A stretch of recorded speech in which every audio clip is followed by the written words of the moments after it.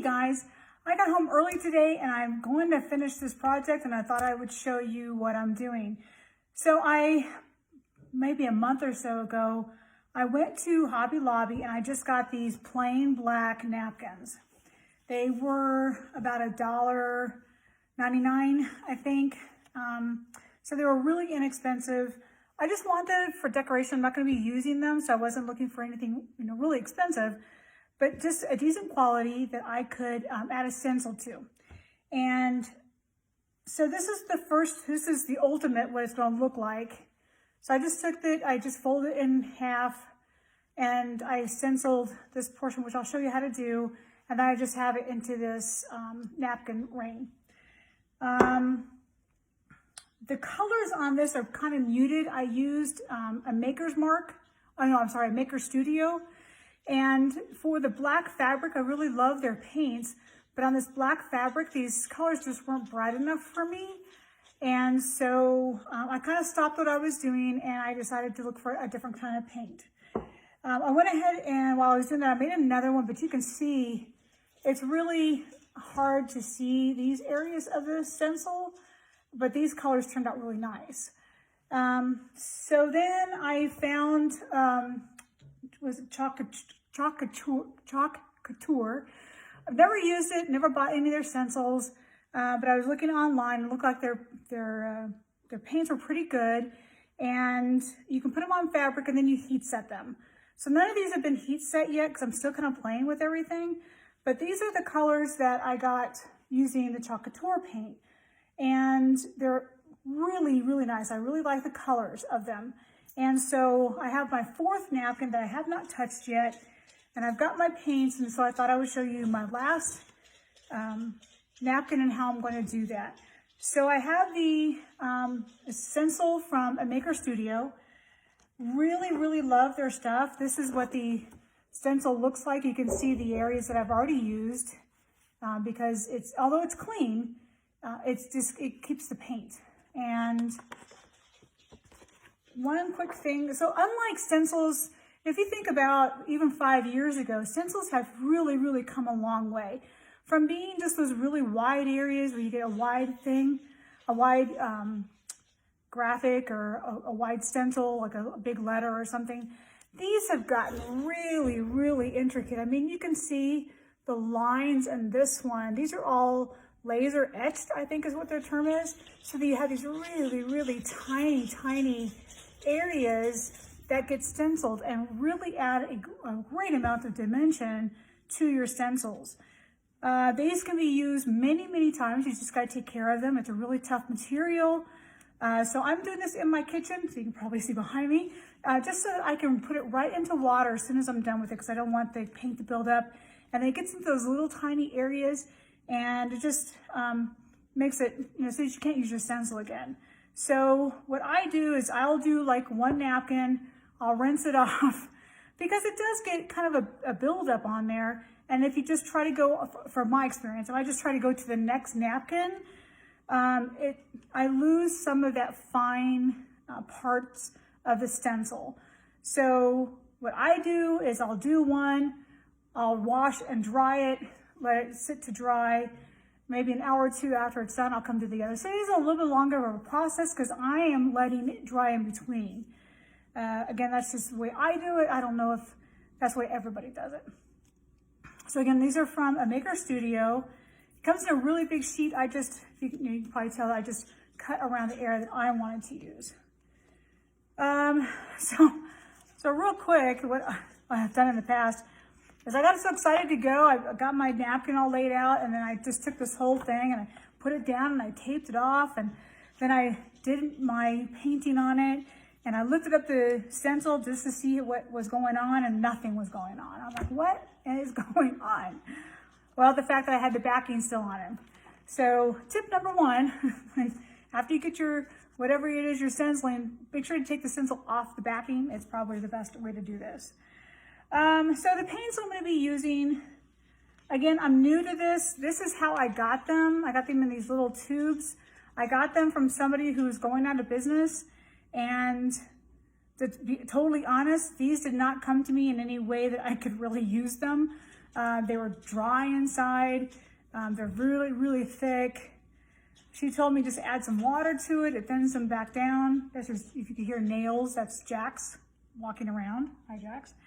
And so I'm the type of person, I want to just be able to open something and go. I don't even make my own chalk paints. I don't do any of that. I don't do mixing. I want to open up a can or whatever it is. I want to be able to squeeze it out and I want to go. So this whole taking this out and mixing it with water and trying to get it to the pasty, it's just, yeah, it's been annoying to say the least. But the colors I'm using today are guava. And again, you can, the paste is just sticking out. Peony. And for the green, it's Green Envy. And then the blue is Teal. I had a package over there where I added water to it. So those are the 4 colors I'm going to be using. You can use whatever colors you want. So I am going to bring the camera down so that you can just see the countertop and you can see exactly what I am doing here. I'm going to bring this back. And so I think you can see that now. So I took this napkin, I'm just going to bring it to the center, bring it to the center. And I'm just going to flip it over.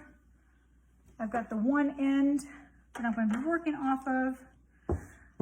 One of the things that I have really struggled with crafting is perfection. I mean, I'm the type of person, I'm going to measure everything, make sure it's centered, blah, blah, blah. And I really had to get over it because it stresses me out. It's not what we're supposed to do. These things are handmade. They're not from the factory. There's going to be imperfections. And so that's the part I've really had to get over, is not trying to make it so perfect. But I'll do the best I can. I'm not going to stop. So I'm just going to take the stencil, and this is the area I want to be going. I'm just going to get it down toward the bottom, and I'm just going to place the stencil. And because I've already done this a few times, I know that I need to go down to the bottom to where this fringe is at. There's a seam, and that I need to come off about 1/4 of an inch on the side. And then that way, because I'm stenciling the yellow to the green, so these 2 portions, and I know that it's, roughly, a thumb to the knuckle there and a thumb to the knuckle there. That's how I measure. It's good enough. All right. And not everybody does this. I don't like it moving around on me. So I'm just going to take some painter's tape, and I'm just going to put some tape down around the areas that I know that I'm not going to be hitting. And I'm kind of a messy stencil person. So some people will just, do the best they can to kind of see out the areas that they don't want to stencil. I know me better, so I go ahead and block off areas around where I'm working so that I make sure that I don't hit these other areas. I don't do it all the way around. I don't do it around every single piece, because some of these are, I know after using it a couple times, I know that I'll be able to get around it pretty easy. A Maker Studio is down here, so I just want to make sure that I mark that off so I don't accidentally stencil that onto my piece. And that is it. I'm just going to put this plastic underneath onto the countertop so it doesn't stick to the countertop. That's happened to me a couple times where I go to lift it and it sticks to the countertop. Oh, the joys. Another thing I'll say while I'm thinking about it is, like I said, these are $1.99 napkins. If you're just starting off and you're not sure about the color combinations or how it's going to turn out, do not spend a lot of money until you've kind of gotten this to a point where you're not struggling with it anymore and you're happy with how you're stenciling. Then go buy those $8, $12, $20 napkins if you want to. But if you're just starting out, to decrease the amount of stress and amounts of pressure you put on yourself, get some really inexpensive starter pieces. And that way you can, go get quality stencils and quality paints and that kind of stuff. But the things that you use to put the stencil on, get some inexpensive stuff to start off with. All right, so I have my paint on wax paper, and so I just make a little palette like this, and I'm just gonna head and get started. So I'm going to start with this, I think it's a peony. And I have this little tiny spatula.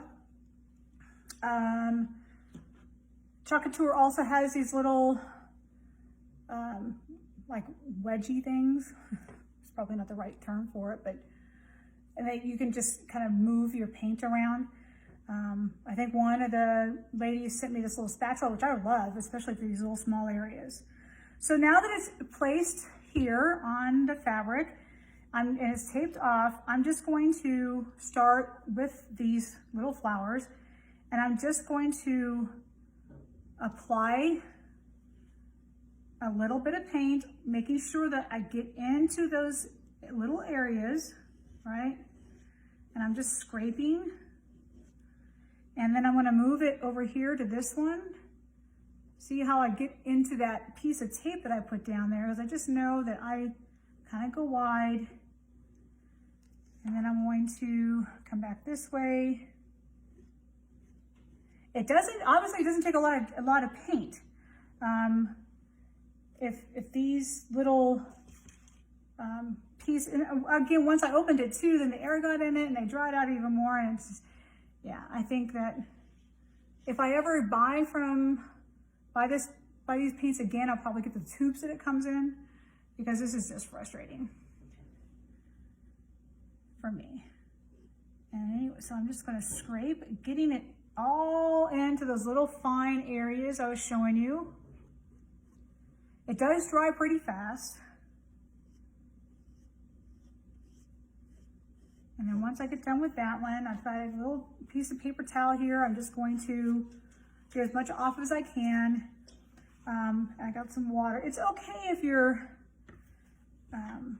paints kind of mix in together. It really adds some dimension and stuff like that. If you do it more often, you'll see that, you know, if I stop at the end of this flower and merge it with a different color, you get a different effect. And it's really experimenting as you go along and seeing how it all works. So that's it for the peony. Again, didn't take very much paint. Now I'm starting with the guava. The guava's been sitting here a little bit. So I just have a little bit of water in this little tiny container. And I'm just going to try to get this rehydrated, but not so much, but not so much that it's runny, because you don't want that either for your paints to be runny, because then it's not the effect you want, right? So I'm just going to mix this up. I put these out just a little bit too early for when I started the video. Dry it up just a tiny bit. If you've had experience, or if you've bought a lot of Chocolatier, any tips that you can give me are really appreciated. Again, I just have a few more of these packets left. And like I said, I probably won't buy the packets again.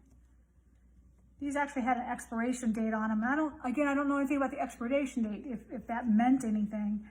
I was told no, that I just had to add water and get these things rehydrated.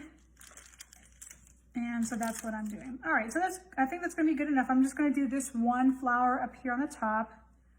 And so I'm just scraping the paint off of my palette here. And I'm just going to start scraping it in.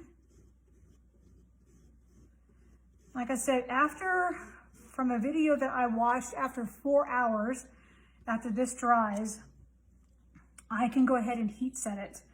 And then, from what I understand, I'll be able to wash and put these in the dryer. Not that I ever probably will, because they're not going to be used.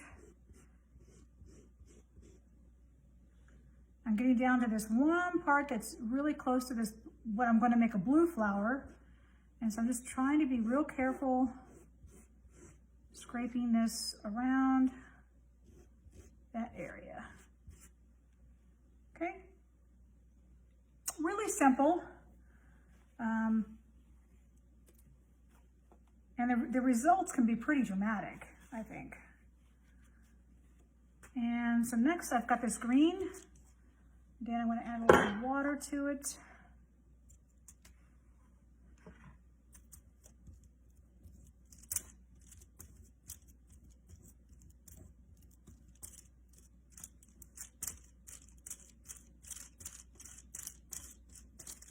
Yeah, this is not the fun part of watching me stir paint. All right, so here's the green. It's really pretty. It's MV green is what it's called.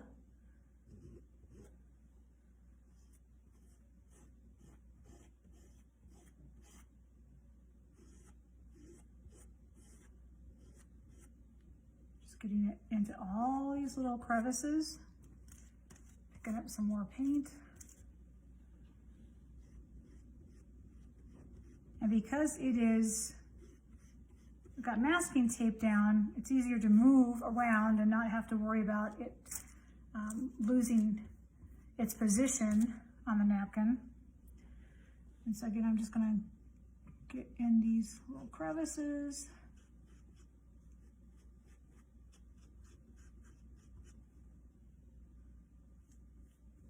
Try to get enough paint on here that I don't have to put any more out. I don't know, as if I don't remember if the green, we'll put a little bit of green out and see, like it might still be in a good pasty, yeah. So this green, when it came out, it's in a really, what I would think would be the proper consistency. So this one is still pretty good in the package. It won't be now because I've opened it, but.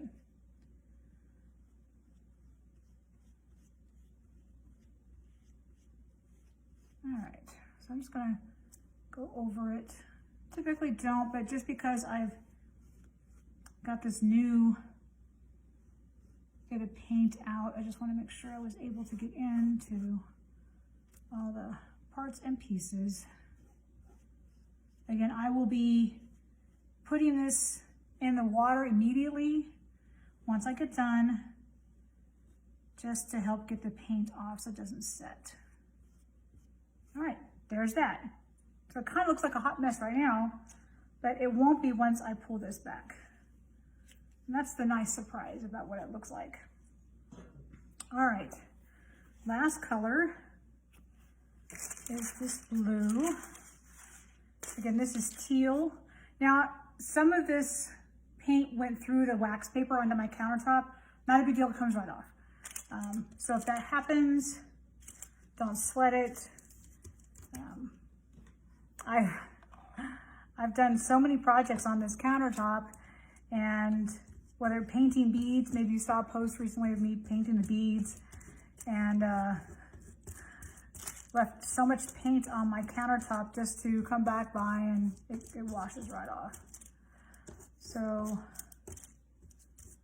all right, this blue is going to be the last part of it. And I'm just pressing down, pressing. It's a little bit thinner than what I would like. And I don't have any more of it to mix up, so I'm just going to try to make it go through here. Make it last as far as I can. This is one of the ones where the package was really dry and I was barely able to get any paint out to make a paste. And so I'm just gonna have to do with what I have and do the best I can with it. Because I don't have any more bright blues to use. And so I'm just gonna have to make this work. And that's what it is sometimes, you know. You have unexpected situations and you just have to make it work. I'm just going to press down on my spatula a little bit more, try to get anything that I can off of there. Come on, I just need a tiny bit more. Tiny bit more.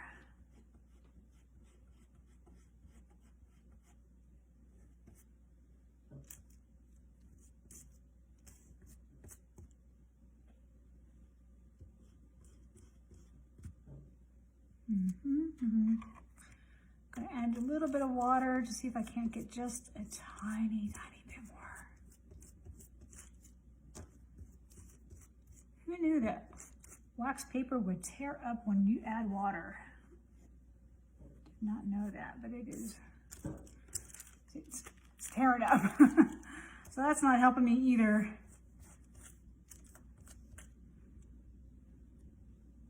All right. I think I'm just going to add a little bit of green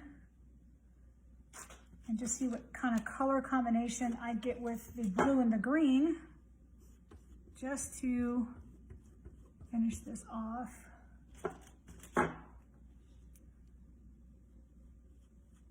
There. Just going to mix some green around the edges. See what that turns out to look like.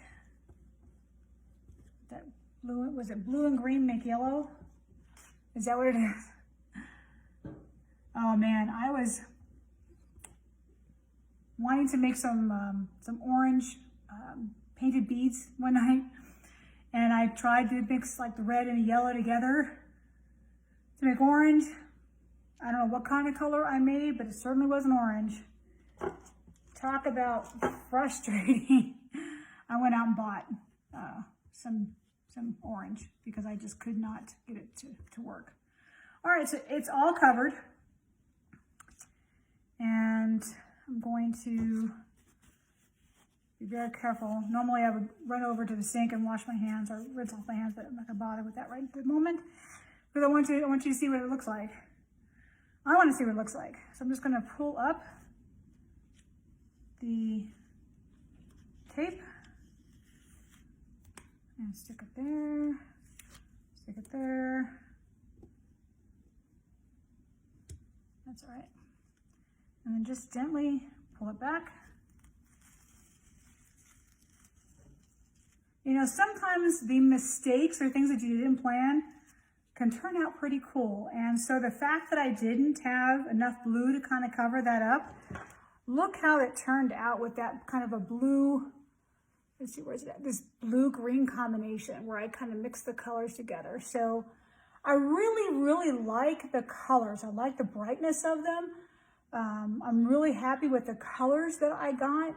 And I would probably get these again because they worked really well with this, especially on black. It's just a matter of I would probably most definitely get them in their containers that they come in instead of these little trial packs.